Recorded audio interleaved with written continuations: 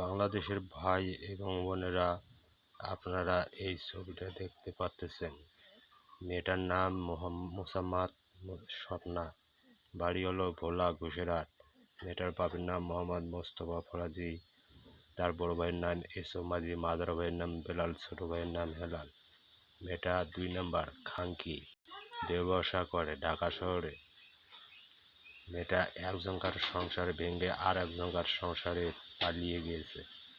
মেয়েটার সাথে 2টা সন্তান আছে, একটা হলো মেয়ে সন্তান, একটা ছেলে সন্তান। মেয়েটার নাম মারিয়া, ছেলেটার নাম রবিউল হাসান।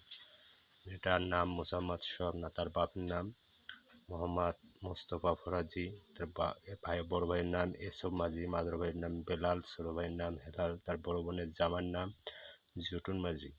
মেয়েটা দেহবসা করে এবং খাঙ্কি। আপনারা বেশি বেশি দেখবেন আর শেয়ার করিবেন।